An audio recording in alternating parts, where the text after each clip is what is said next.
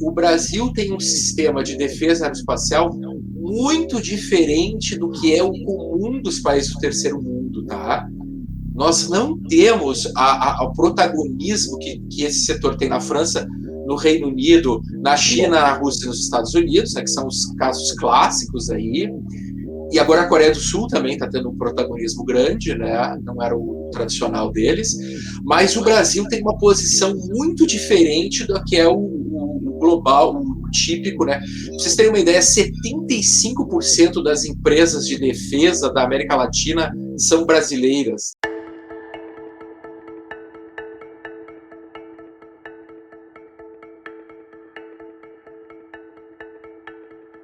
Olá, sejam bem-vindos a mais um episódio do nosso podcast Missão Desenvolvimento. Eu sou Paulo Gala e hoje vamos falar sobre a indústria da defesa e o desenvolvimento tecnológico dos países e o desenvolvimento econômico, propriamente dito. Não dá para falar de desenvolvimento dos países sem desenvolvimento tecnológico. E, antes de mais nada, aqui só confessar que eu sou um fã dessa discussão de história da tecnologia e, mais recentemente, acabei esbarrando na história também da indústria da defesa, porque eu descobri que não dá para estudar a história da tecnologia sem estudar a história da indústria da defesa, né? Então, eu sou um super entusiasta disso daqui, né? Até uma coisa que, assim, eu vou até já começar aqui o programa confessando um negócio aqui para vocês de uma descoberta que eu fiquei chocado, né? Eu sempre fui um Apple maníaco, né? Sempre fui tomado lá como um jovem consumidor, fiquei apaixonado pelos produtos da Apple, né, fui vítima da campanha de marketing deles, e aí comecei a estudar a história da Apple, né? Então sempre tive muito interesse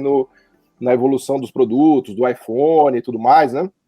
E aí quando você começa a ver a história do iPhone, você vê que um iPhone hoje em dia, ou um smartphone, nada seria sem a internet, sem os sistemas de GPS. São todos sistemas que foram desenvolvidos pelo exército americano, né? A antiga ARPANET, que era o braço de pesquisa tecnológica que é o braço hoje conhecido como DARPA, né? Que desenvolveu o embrião do que seria a internet, por aí vai. Mas a descoberta que eu fiz não é essa, não, né? E antes de passar a palavra aqui dando as boas-vindas, eu faço questão de fazer esse comentário porque eu fiquei chocado.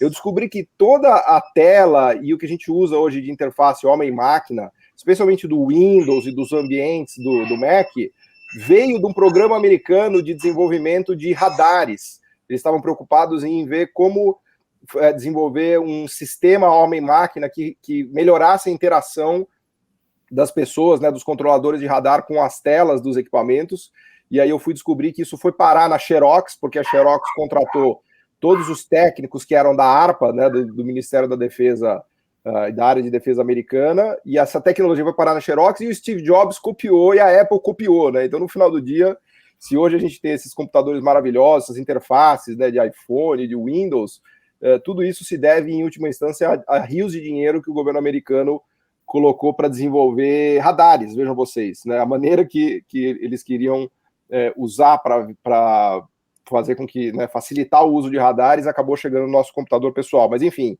depois desse longo detour aqui, vamos falar com quem realmente entende desse assunto, que são o Felipe Gesteira e o Sérgio Schmidt, que são dois grandes, na minha avaliação, talvez dois dos maiores especialistas do tema no Brasil, em termos de conhecimentos prático e teórico, né? São os dois têm uma carreira incrível, né, nessa seara da indústria da defesa e desenvolvimento tecnológico, mas vou pedir para eles contarem um pouquinho da trajetória deles, né, só para vocês terem um sabor aqui do quilate das pessoas que a gente está conversando. Começando pelo Sérgio, né, das boas-vindas para os dois aqui. Sérgio, conta um pouquinho da sua trajetória, o que você tem aprontado recentemente, e depois o Felipe também. Muito, muito obrigado, é uma alegria e honra recebê-los aqui.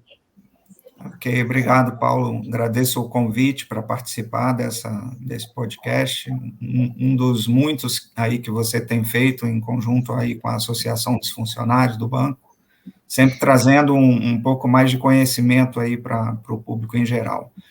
Bem, minha trajetória, eu ingressei no BNDES em 92, já estou lá há 29 anos, portanto, já exerci diversas funções lá no banco, já fui gerente, chefe de departamento, e desde 2010 eu estou dedicado ao setor de defesa, uma demanda do presidente Luciano Coutinho, à época, que o BNDES, a partir do lançamento da Estratégia Nacional de Defesa, que o banco tivesse uma atuação mais focada no tema.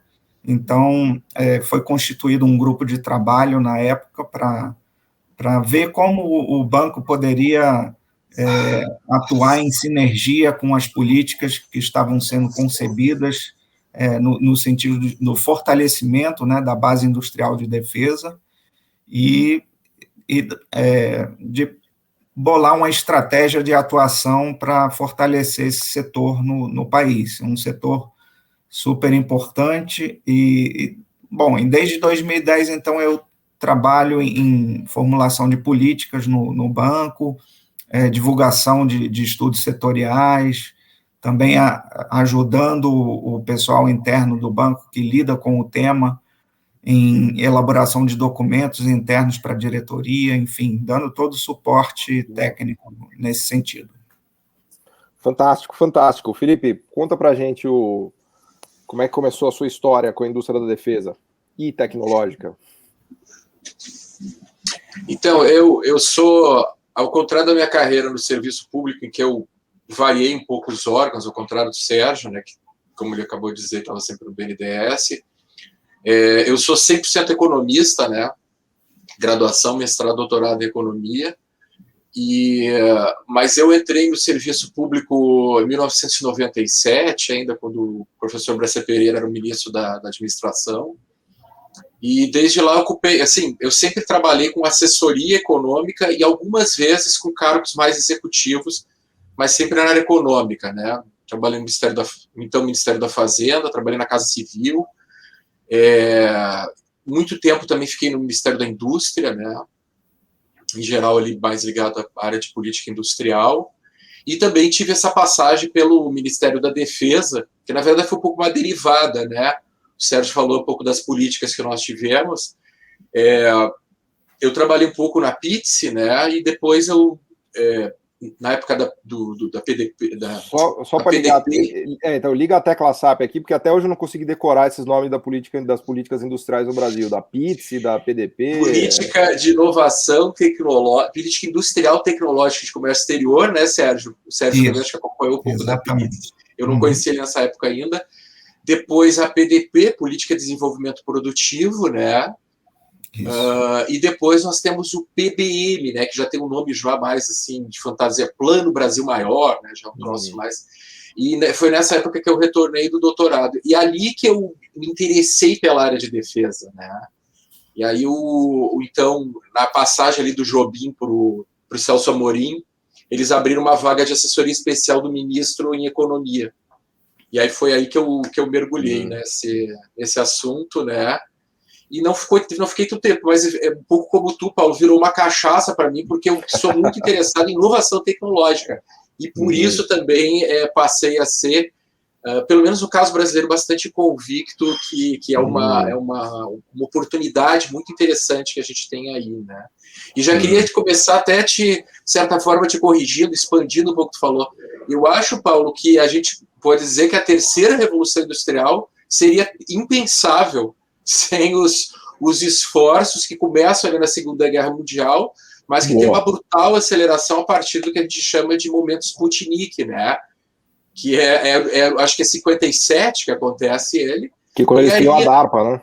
Isso, ali já no Eisenhower, os Estados Unidos fazem o DARPA, fazem uma ampla reforma do sistema de ciência, tecnologia e inovação deles, fazem a NASA também, né, os vários grupos de trabalho, e até hoje, praticamente, a configuração, a forma do sistema de CTI americano, né, a gente que está sempre lendo um pouco disso aí, ela não mudou muito, né? E diferente da nossa, ela é muito setorializada. Eu não queria falar isso, Felipe, mas já que você tocou no tema, parece que a Segunda Guerra Mundial foi quem criou a terceira Revolução Industrial, hein? É uma coisa meio dura de dizer, mas tem... É quase isso, né, Sérgio? Eu acho que a gente pode dizer isso, né? Mas talvez mais a Guerra Fria, né, Paulo? Como a Guerra Fria nasce dali, né? Como o esforço ali a partir do final de 50, que é o decisivo.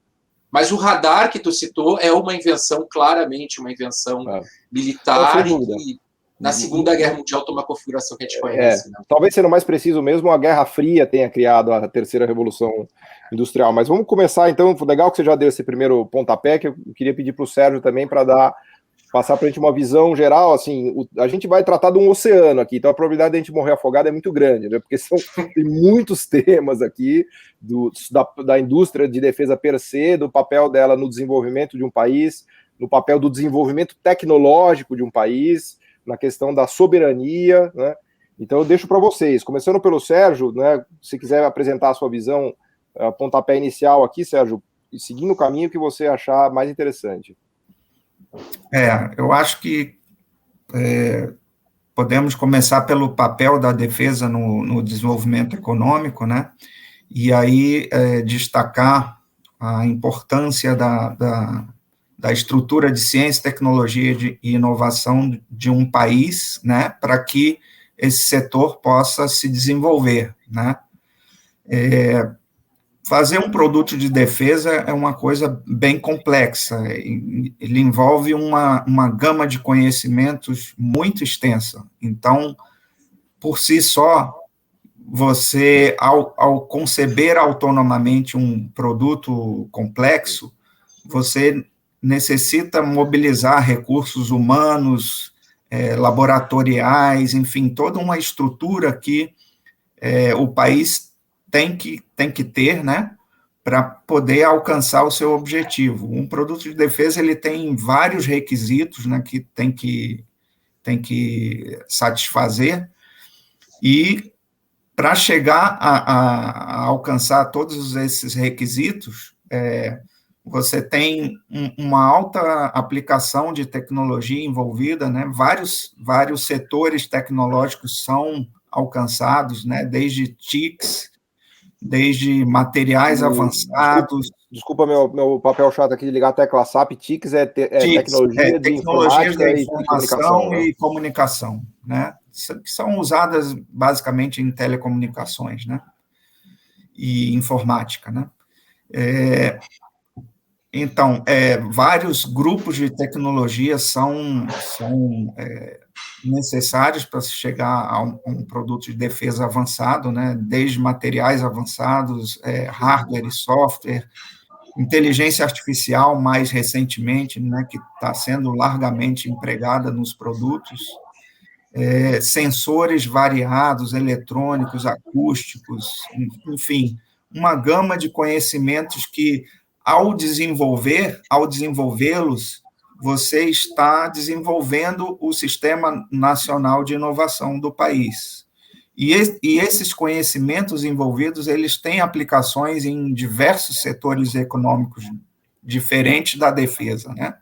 Então, quando os seus recursos humanos são capazes de conceber um produto de defesa, naturalmente estão dominando uma gama de tecnologias que podem ser aplicadas nos variados setores econômicos. E isso é um intangível enorme para o país, né? Você pode usar todas essas tecnologias na concepção de outros produtos para setores econômicos, bens de capital, enfim, óleo e gás, né, mineração, papel e celulose, todos esses setores, eles usam essas tecnologias também. Quando você é capaz de transbordar esses conhecimentos e aplicá-los na indústria, nesses outros setores, você tem um aumento da taxa de inovação do país. E, com isso, você, a longo prazo, vai ter um maior desenvolvimento econômico daquele país em cada setor. No final do dia, os produtos de defesa eles são altamente tecnológicos. É claro que tem os produtos que são mais simples, mas os grandes produtos, né, de caça, míssil, jato, radar, submarino. Felipe, fala um pouquinho para a gente aqui da sua visão geral também da primeira pegada, assim, da embocadura aqui do tema. Como é que você colocaria? O setor de defesa, eu acho assim, é bastante conhecido, né? Se tu clicar aí Defense, alguma coisa assim, Defense Products, né? Tá no Google, a primeira coisa que vai aparecer são coisas assim que todo mundo vai identificar como high-tech, né? O Paul Dani, né, que é um grande autor, eu acho que a nacionalidade dele é sul-africana, mas ele trabalha mais no Reino Unido, nos Estados Unidos. Ele tem lá no capítulo famoso dele do Handbook on Defense Economics, ele ou seja, o manual sobre economia da defesa, né? É como se fosse a Bíblia dele em 2 volumes, né? Dessa área acadêmica de economia da defesa. Ele faz lá uma conta, né? Porque não existe o setor econômico defesa, né? O mais próximo disso, se vocês forem abrir a classificação nacional e internacional de atividades, é a CNAE 25.5, né? Que eu acho que é equipamento bélico até hoje, nem se usa mais essa classificação, nem na Rússia eu acho que se vai se falar equipamento bélico. Não pega bem, né? Não pega bem. Mas ela é uma CNAE pequenininha, tá? O segundo Paul Dani, ela é apenas a 4ª mais ativada, né, nas compras de defesa dos Estados Unidos. Desculpa, você chata a 3ª vez a tecla SAP. CNAE é Cadastro Nacional de Atividade Econômica. Classificação Nacional de Atividades Econômicas, né? Ela é o mesmo que existe, né? Os códigos são exatamente os mesmos que usa nos Estados Unidos, no Reino Unido, então permite comparar, né? As atividades econômicas. E ele mostra o seguinte, no negócio que o Sérgio, eu nem me preparei, mas o Sérgio chamou a atenção para isso, eu me lembrei, né? O primeiro item, a primeira indústria, a primeira CNAE ativada é a de dentro de material de transporte, é a aeronáutica, né? Isso, eu acho que ele pegou OTAN ou é Estados Unidos só. Aí, segundo, é eletrônico, né, como ele falou aí. Depois automóveis, né, equipamento de transporte terrestre mesmo, típico. E apenas o 4º vai ser essa CNAE. Então, as pessoas têm uma ideia, né, arma, né? Não, na verdade, arma. E ele é o 4º, assim, eu não sei se chega a dar 15%, não chega a 20%, com certeza. Quando você fala do 4º, é a relevância do setor de armas no pacote da defesa, é isso? Isso, porque tu faz os contratos de defesa, né, e tu faz compras de diversas empresas.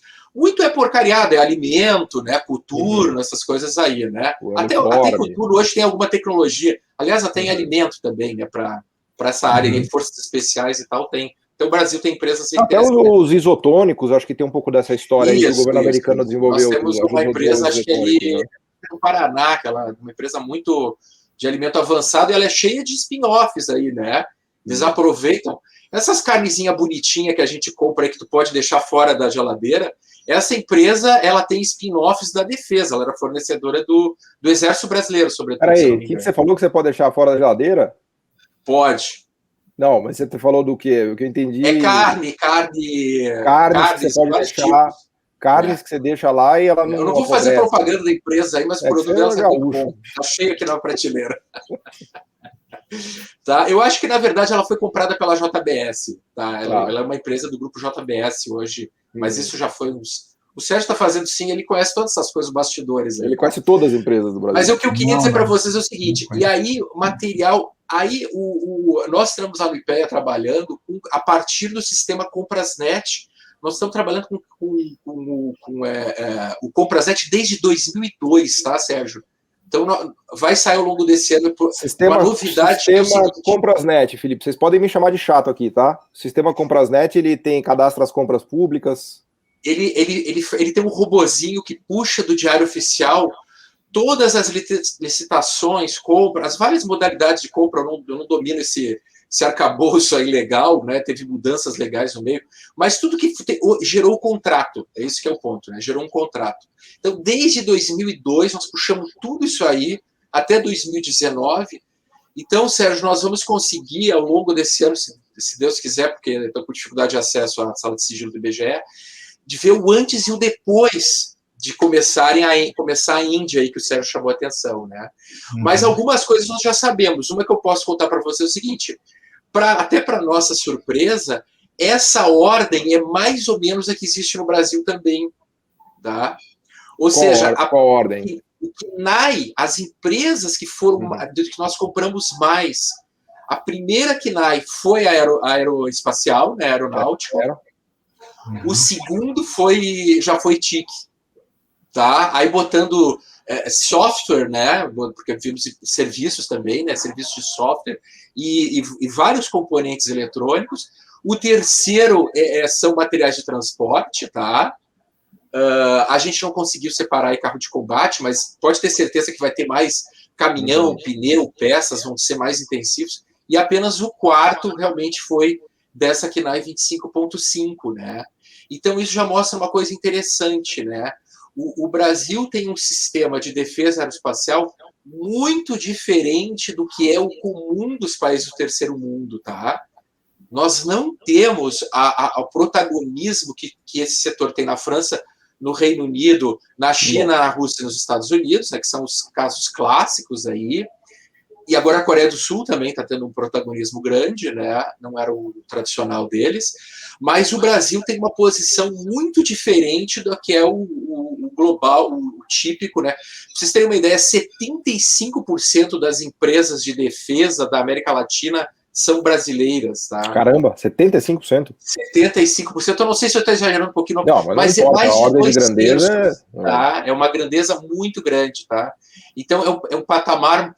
E isso, e a Argentina é uma outra parte importante, que eles têm lá um setor até interessantezinho, né, na Argentina. Então, assim, o Brasil é uma situação bastante peculiar nesse grupo, e por isso, nesse sentido, ele é totalmente BRIC, né? Tá? Porque a Índia também é um país, a Índia, a Rússia, a China, obviamente, essa área é muito forte. Claro que nós não é a mesma coisa de lá, até porque lá o gasto militar, com proporção do PIB, né, Sérgio, é muito maior, é 2, 3 vezes o nosso, né? Eu acho que até pegando esse gancho, Felipe, que está muito legal, até pediria para o Sérgio falar um pouquinho do panorama no Brasil ao longo do tempo, assim, porque eu acho que o Sérgio, ele sentiu na pele, ele viveu isso, né, no BNDES, tendo visto as várias etapas, né? Então, se você puder dar um panorama para a gente, Sérgio, de como você enxerga a evolução do setor, começando como você achar melhor, se quiser nos 90, nos 80, nos 2000, enfim, elencando aí os marcos que você tão bem conhece da indústria. Acho que é legal para as pessoas terem um visual, né? Porque o Brasil, a minha sensação é que o Brasil realmente ele destoa no grupo dos emergentes, assim. Claro que China, Rússia e Índia são casos à parte. Estados Unidos, Alemanha, Japão, Coreia também nem se fala. Mas o Brasil, né, colocado em América Latina e África, me parece que está anos-luz à frente de qualquer país emergente ou de renda baixa ou renda média, né? Conta pra gente, Sérgio, se você puder, um pouquinho a história do Brasil nessa história. Sim. Bom, o Brasil, ele desde a década de 40 e 50, ele tem já uma concepção de desenvolvimento estratégico do setor de defesa, né? E de uma forma que privilegie o conhecimento científico tecnológico, né? Não por outra razão, lá na década de 50, o país concebeu o ITA, né, o IME, 2 escolas militares de engenharia importantes, porque já tinha essa concepção estratégica de formar recursos humanos capazes de desenvolver tecnologias e aplicá-las a esse setor, né?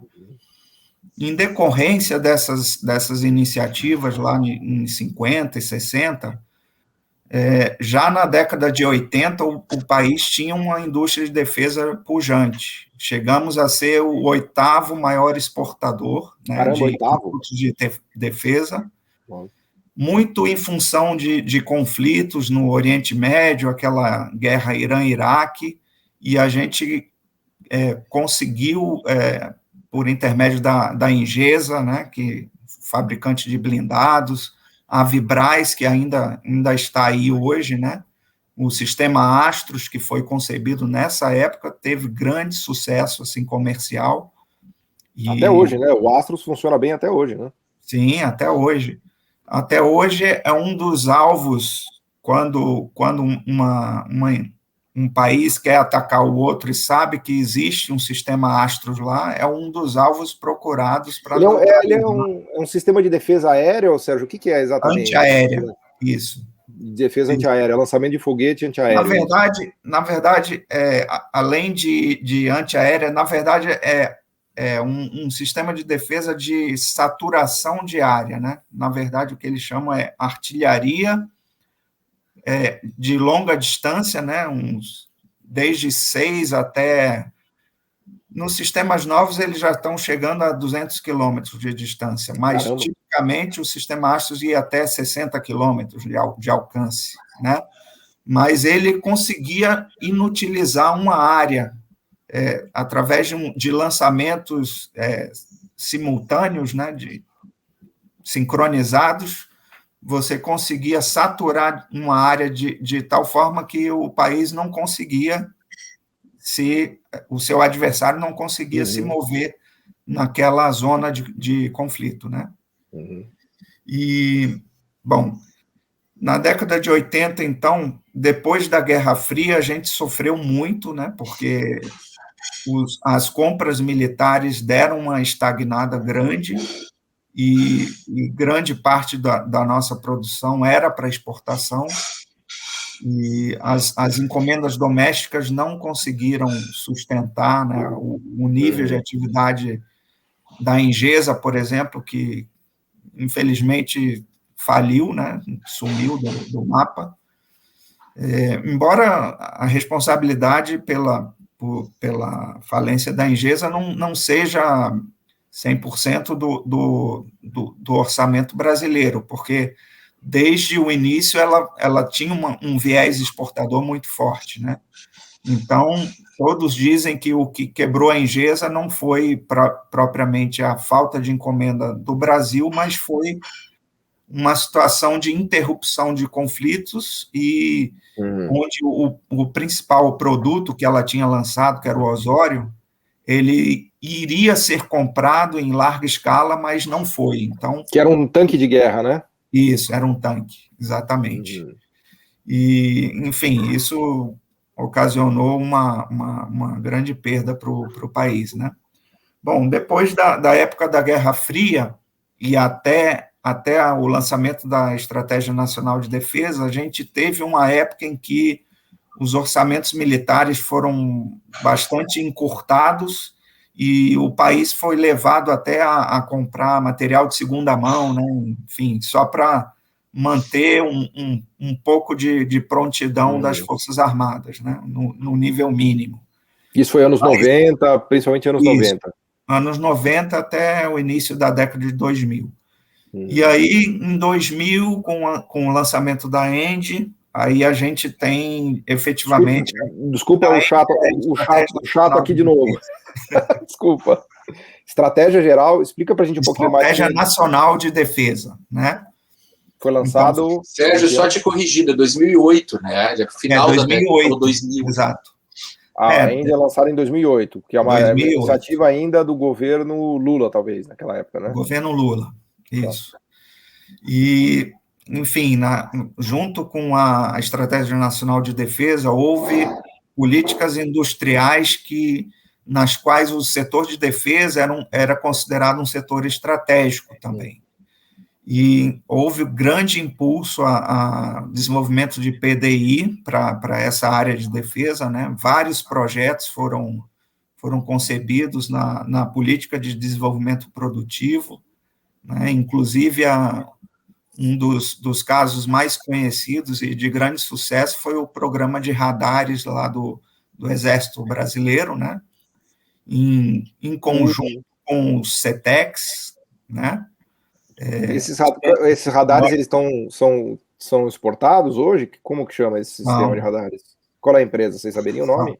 Então, a primeira empresa envolvida nesse programa foi a Orbisat, né, que posteriormente ela foi adquirida pelo grupo Embraer, né, e a Orbisat ela concebeu 2 radares de relativo sucesso aqui foram aplicados no Sistema de Proteção de Fronteiras do Brasil, o SISFRON, né? Que foram o Sentir M20, um radar terrestre de alcance de 20 quilômetros, depois o Saber M60, que já tinha um alcance maior de 60. E um novo agora, o que acabou de ser lançado, que é o super high-tech. O Saber M20 é um desenvolvimento 200 mais agora, né? Isso. É o Vigilante, né, que agora é o produto mais avançado nessa área. Mas, enfim, essa família de radares, ela teve grande envolvimento das ICTs, né, Centro Tecnológico do Exército, CPQD também se envolveu nesse projeto, né? E depois a Embraer, que adquiriu a Orbisat, né? Então... O cargueiro de guerra, o KC-390, também é filho dessa leva de projetos, porque acho que a ENGIE, essa estratégia, ela meio que mudou o panorama do setor, né? Até aproveitando, pedir para o Felipe falar um pouquinho também, tem um antes e um depois da ENGIE, como é que você faz essa leitura junto com o Sérgio aqui, Felipe, do histórico? Totalmente, tá, Paulo? Totalmente. É água para o vinho, tá? É até importante frisar, ontem eu estava numa conversa com colegas lá do Ministério da Ciência e Tecnologia, né? E eles se queixando, né, que teve chegaram muitos militares, ocuparam cargos lá nos últimos anos, eles acharam que tem uma revolução no planejamento, né? Eles que são mais da área de planejamento lá, né?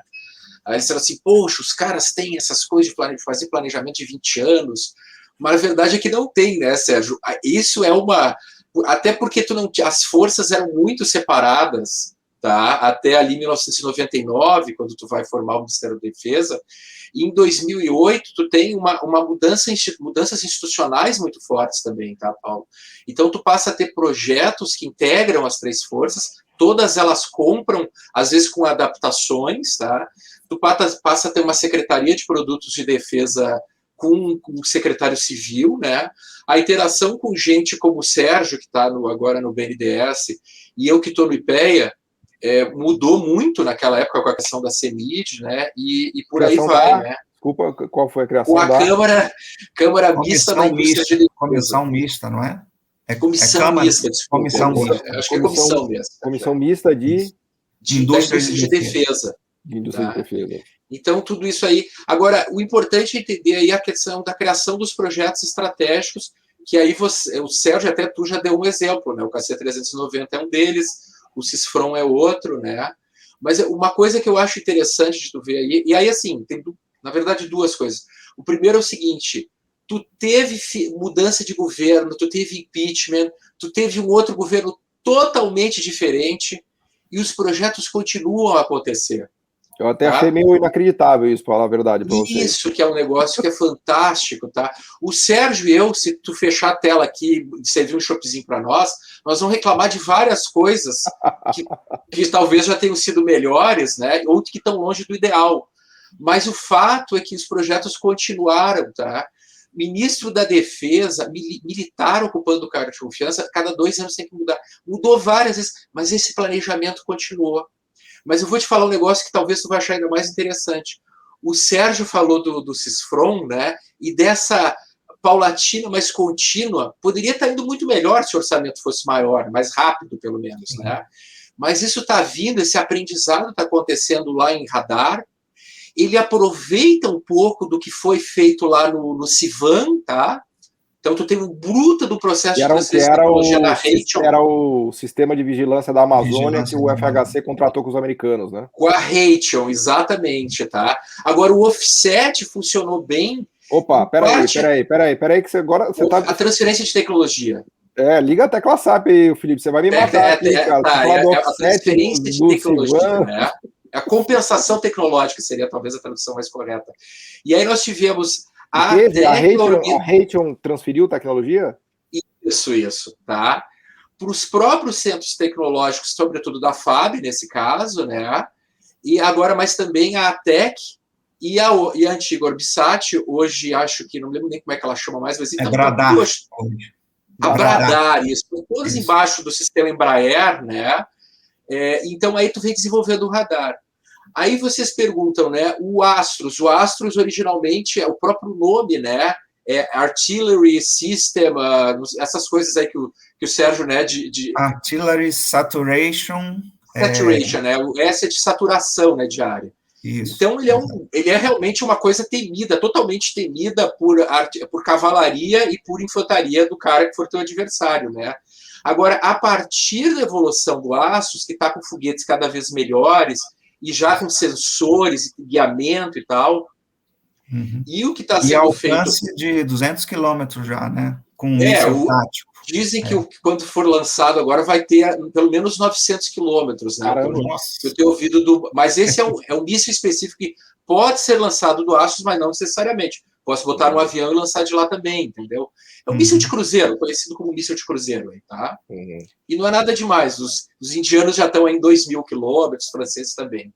Tá? 1.000 quilômetros hoje é muito bom para o Brasil, mas Claro, enfim, não, estamos pensando em Brasil. o casamento desses dois, Paulo Gala, nós vamos poder aí sim almejar ter o nosso próprio, que é talvez o produto de defesa hoje mais tchan que todo mundo quer ter, que é um sistema de defesa antiaéreo de média para alta altitude. Quem que vai casar? Quem que vai casar? É o casamento de quem? Então, é o que gente como o Sérgio Schmidt, que ele não vai no jogo, mas eu, como estou no IPEA, posso dizer, né? São essas pessoas que estão pensando aí como é que tu vai montar modelos para que o Brasil, em conjunto com o FINEP, com o Ministério da Ciência e Tecnologia, esperemos, né, obviamente os ICTs militares, tu vai poder integrar tudo isso e aí o Brasil tentar realmente dar um grande passo, que seria ter o seu próprio sistema parecido com esse do Pantsir, ou esse que vimos recentemente os israelenses usarem lá, né?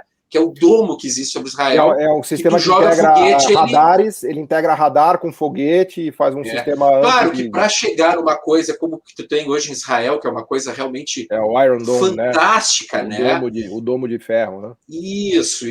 Vocês imaginem, aquilo ali, a gente fala inteligência artificial, aquilo como se tu tivesse cada foguetinho daqueles é como se fosse um robô, e eles vão em altíssima velocidade e ele vai mudando a trajetória dele.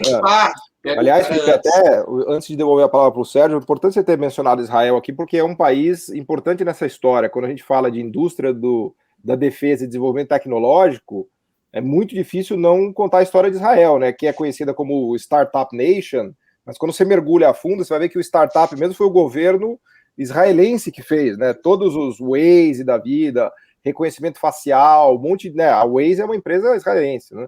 A quantidade de spin-offs, né, de tecnologias e de empresas que vieram de Israel a partir de contratação de compras públicas é impressionante, né? E não à toa Israel saiu de uma renda per capita de, sei lá, 10, 15 mil dólares para mais de 30 mil dólares, né? Tido como um dos grandes saltos, né, tecnológicos e de renda per capita dos últimos anos, né?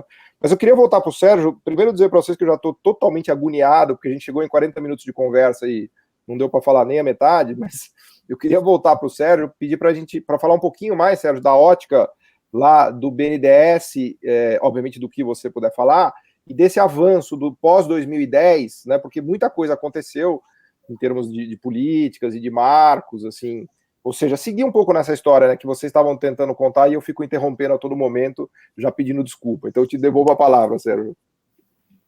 Então, a partir desse trabalho que foi feito lá no banco, né, para mapear quais seriam as estratégias para o banco poder apoiar esse setor de forma mais efetiva, nós concebemos algumas flexibilidades, né, de acesso para empresas de menor porte, né, para poderem acessar os produtos do banco, e fizemos o apoio a algumas empresas de defesa, né, principalmente na fase de desenvolvimento de produtos, e também ajudamos no apoio à exportação de produtos de defesa, né. A gente tem muita empresa hoje no Brasil, né? As pessoas que não têm muito essa noção da quantidade de empresas, né? Até se você puder falar um pouquinho de um mapa disso, né? Aproveitando nesse contexto, né? Porque eu mesmo me surpreendo a cada dia de descobrir, putz, o Brasil na verdade tem 4 empresas que fazem aviões, não é só a Embraer, tem 3 empresas que fazem radares, né?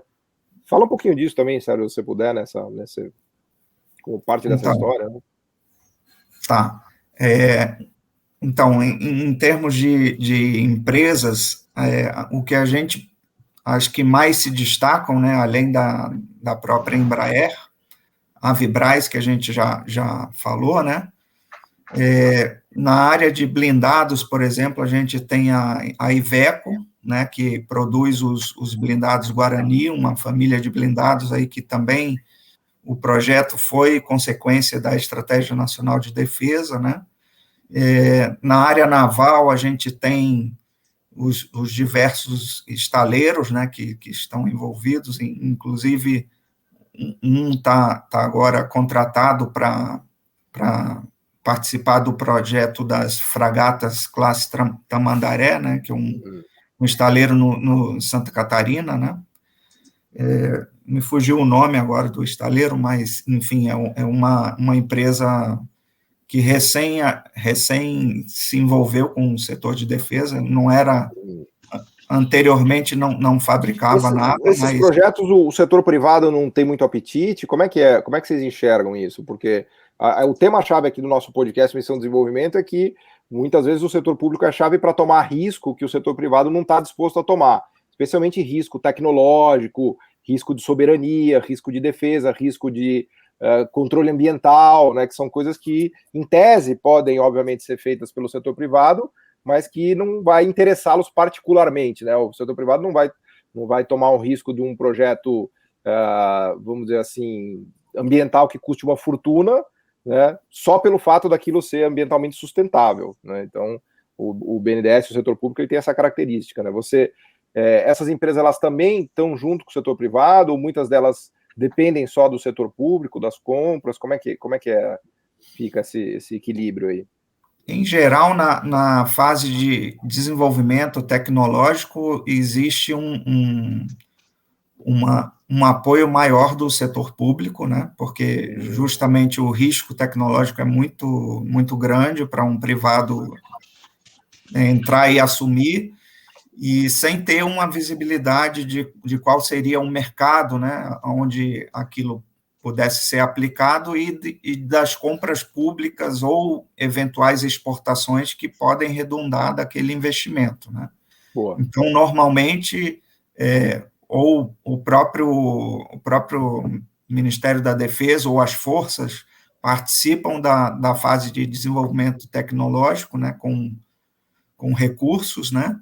E as agências de fomento, BNDES, o FINEP, também participam, às vezes, com recursos não reembolsáveis, né, para fazer a etapa de desenvolvimento tecnológico se completar, e o privado depois assume, enfim, a partir dali, do protótipo em diante, um certo risco, né, na colocação daquele produto no mercado, ou na tentativa de exportação, ou, eventualmente, na inovação, usando a tecnologia que foi desenvolvida para aplicar em outros setores, né? Então, essa é o modus operandi de como as operações no setor de defesa se processam, né? Boa. Mas a gente tem também alguns casos em que a própria empresa de defesa ela acha a tecnologia promissora e ela mesma assume o risco e desenvolve sozinha, né, aquela tecnologia, e chega num produto final, né? Existe esse caso também. Boa. Legal, fantástico. Felipe, infelizmente, a gente vai ter que caminhar aqui já para a parte final da nossa conversa, né? Então, assim, fazendo uma leitura do que a gente tem hoje e do que está faltando, né? Eu sempre gosto de terminar essas conversas falando um pouco de desafios e do olhar para frente, né? Então, se você tivesse uma carta branca, né, pensando um pouco no que a gente já fez e no que a gente deveria fazer ou no que falta fazer, né? Qual é a mensagem que você deixaria aqui para a gente, tanto o Felipe quanto o Sérgio, assim, o que o Brasil já fez e o que falta fazer no Brasil, de maneira bem resumida, assim? Começo eu, Paulo? Começa você, só para você. Pode ser, então. Tá, eu começo dizendo, Brasil Sul, tá, o estaleiro. Eu também me faltou, dar uma olhadinha agora. Brasil Sul. Brasil Sul é o que está fazendo as fragatas Tamandaré. Lá perto de Itajaí, se eu não me engano. Tá? É isso mesmo. Uhum. Olha, boa pergunta, Paulo. Eu acho assim, que a primeira coisa que nós temos aqui é essa questão da quebra do que era o planejamento orçamentário, né? Na época que eu tive na defesa, lá eu tive oportunidade várias vezes, a gente ia ao Rio de Janeiro conversar com o BNDES, eu fazia o mesmo com a FINEP, né? E havia uma disposição muito grande desses agentes, mas eles são financiadores, né? Tu coloca muito bem essa questão aí do risco tecnológico, né? Mas essas empresas de base tecnológica, são empresas com poucos ativos tangíveis, né? Em geral, 2 garotos que saíram do ITA, que juntam com o cara do INE, que pega o cara da USP e outro de São Carlos, Paulo. Esse que é o padrão, tá? Então, é uma área que sobra, é o contrário do padrão da indústria brasileira, uma área que sobra empreendedorismo tecnológico, tá? Então, assim, o banco e a FINEP virem ajudando é uma coisa importante. Que a gente consiga exportar é maravilhoso também, mas a exportação é lá na frente. O produto já tem que ter mostrado sucesso, no mínimo, no mercado brasileiro. Às vezes tem que ter uma exportaçãozinha para o Uruguai ou para algum país africano, né? Sem desmerecer, tem países africanos de forças armadas muito boas, tudo. Mas, então, tu tem toda uma... Nos Estados Unidos, esse roteiro é todo cuidadinho, ponto a ponto, tem instrumentos, especialistas, acadêmicos e não acadêmicos para cada ponto, tá? Então, assim, agora, uma coisa que não pode faltar é esse oxigênio básico do orçamento, tá? Então, assim, o orçamento brasileiro, ele já foi mais instável do que ele é hoje. Mas o que eu digo, assim, ele está caindo estavelmente, tá? Ele está caindo estavelmente. E a gente agora está num patamar um pouco ridículo, tá? Ano passado, eu já fechei as contas, nós caímos para 1,3%. Tá? Há muita coisa de gestão a ser melhorada nas Forças Armadas. A integração teve esse salto ali no final dos anos 2000 e parou. Esse número já teve coisa para fazer. 3, 2, 3, 4? Quanto já foi esse número de 1% do PIB de gasto? Então, por incrível que pareça, nos anos 90, nosso patamar de gasto era mais na faixa, era muito mais próximo da média mundial, porque o mundo caiu depois do fim da Guerra Fria, e o Brasil deu uma aumentadinha ali depois da Nova República, tá? Eu acho que ali em 2000 nós estávamos em torno de 1,9%, tá? Nós estamos com 1,3%, Paulo. Aí começa a não dar mais já, entendeu? Não tem milagre a ser feito. O que está acontecendo agora é que o pessoal faz só o P&D. Agora, o sistema de inovação pressupõe que for para o mercado, né? Que senão aquela sinergia é só pesquisa e desenvolvimento, né? Então a gente diz, vai para a prateleira o produto, né? E aí a sinergia típica da integração, né, entre universidade, Estado, ICTs e as empresas, ela não vai mais acontecer, tá? O setor no Brasil, a demanda vai basicamente... É uma peculiaridade do Brasil antiga, né? O nosso sistema de defesa e aeroespacial ele é basicamente privado. Tá? Antes tinha exceção da Embraer, mas as outras eram privadas, quando o resto do mundo todo era estatal, a gente já era privado. Né?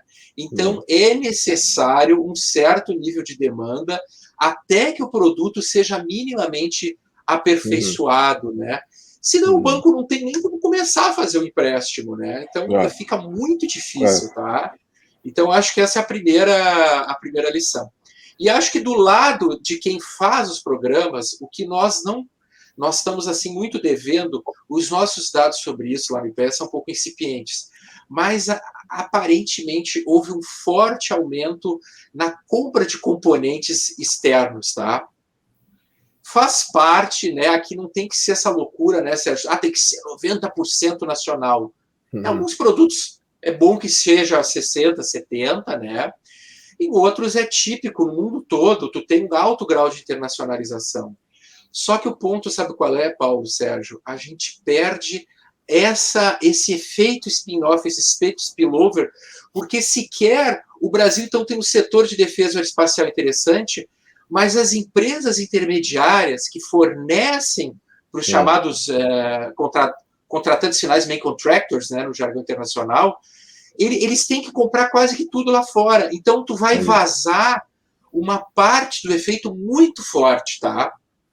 Alguns militares mais antenados para isso, e eu chamo a atenção para esse, que foi o último secretário aí de Ciência e Tecnologia lá na Defesa, eu não sei nem, é um cara que era do Exército, mas podia ser da FAB, podia ser da Marinha, essa preocupação existe nas outras forças também. Ele diz assim, olha, não adianta a gente estar fazendo o Saber 200 aqui no Brasil, quer dizer, adianta muito. O sistema de radares. O efeito importante dele seria maior, em software a gente está vindo bem, mas nós temos que entrar um pouquinho no componente, né? E aí tu vê uma coisa absurda, como tu tá perdendo lá uma Ceitec lá que fabricava. Mas ela não era melhor, os chips dela estavam meio para trás e tal. Tudo bem, mas será que a gente não pode se encontrar no meio do caminho? Exato. Tu tá entendendo? Ninguém aprende inglês. Tentar no próximo radar, não é só o passaporte porque a Polícia Federal disse que ia comprar e não comprou, né? O chip do boi que acabou também não saindo direito. Mas assim, vamos trabalhar junto E se a Ceitec já foi, então vamos ver, né? Aí qual é a empresa que está fabricando semicondutores, circuitos integrados, projetando, e vamos tentar entrar um pouquinho mais na cadeia, tá? Eu acho que essa seria a minha segunda sonho de uma noite de verão aí, sonho Fantástico. de consumo. Sérgio, conta pra gente aqui o seu você tá com a carta, você já tem carta branca que você tá no BNDES, você já tem a carta branca, mas imagina se você tivesse uma carta branca maior ainda.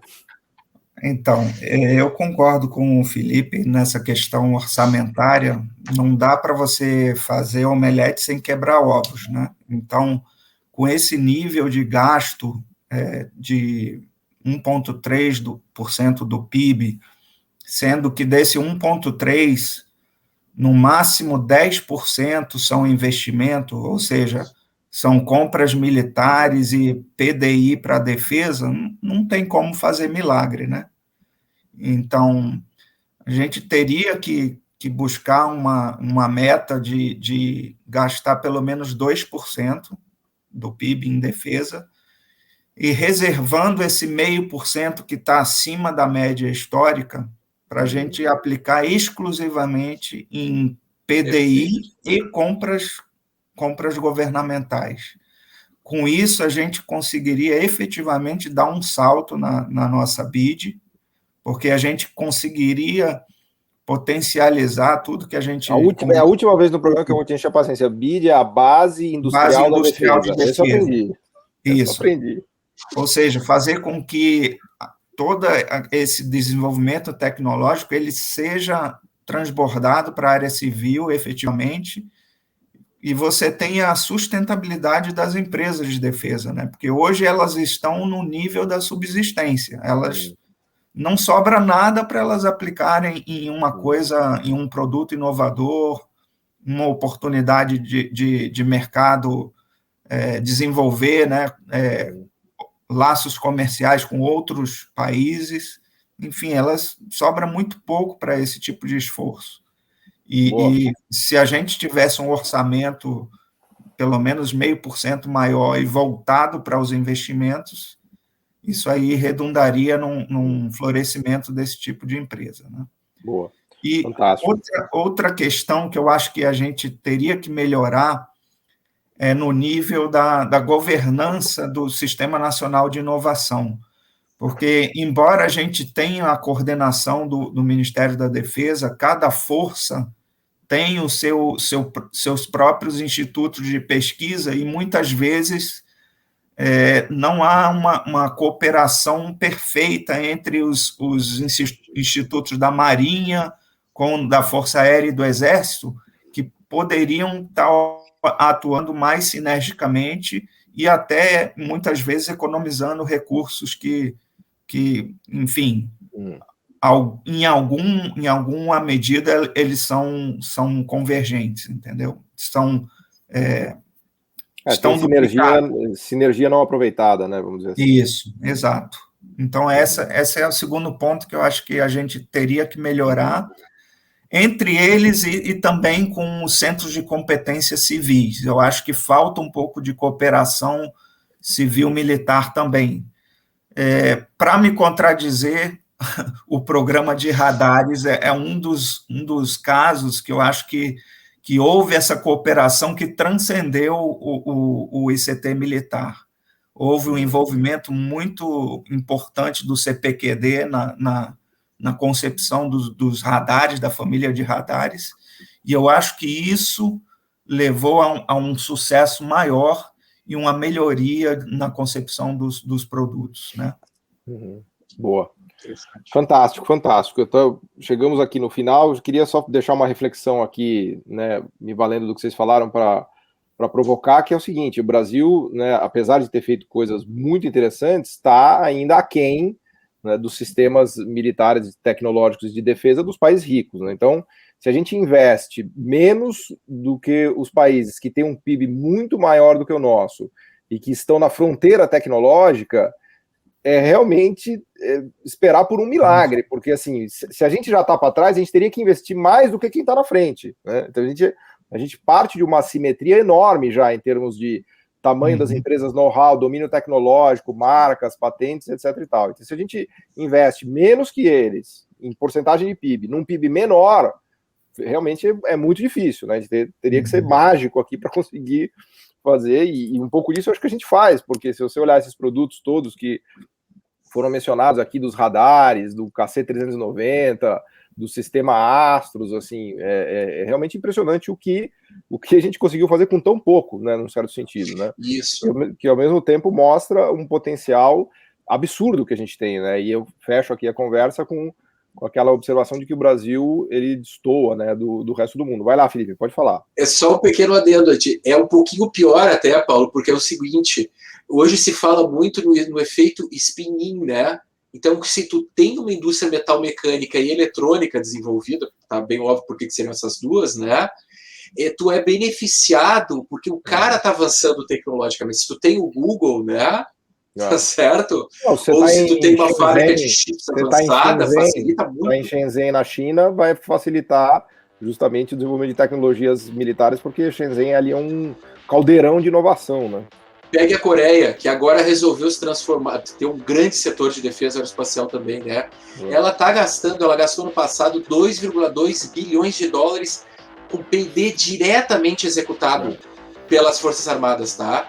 O Brasil executa muito, é muito à frente do que, acho que somar todos da América do Sul, se bobear do Hemisfério Sul, não vai dar o que o Brasil gasta. Mas vocês terem uma ideia, é na faixa de 400 milhões de dólares. Só que eles têm a vantagem de ter um setor industrial extremamente avançado. Claro. Boa. Fantástico. Muito, muito obrigado, Felipe Gesteira, Sérgio Schmidt, pelo tempo de vocês. Uma alegria enorme aqui. Já vou deixar uma convocatória aqui, se vocês puderem voltar, porque tem muita coisa ainda para ser explorada. Isso a gente conseguiu não morrer afogado, acho que a gente navegou bem, com a Marinha esteve conosco aqui no programa, então navegamos com segurança. E deixo aqui meu agradecimento a todos e até uma próxima. Valeu, gente. Obrigado.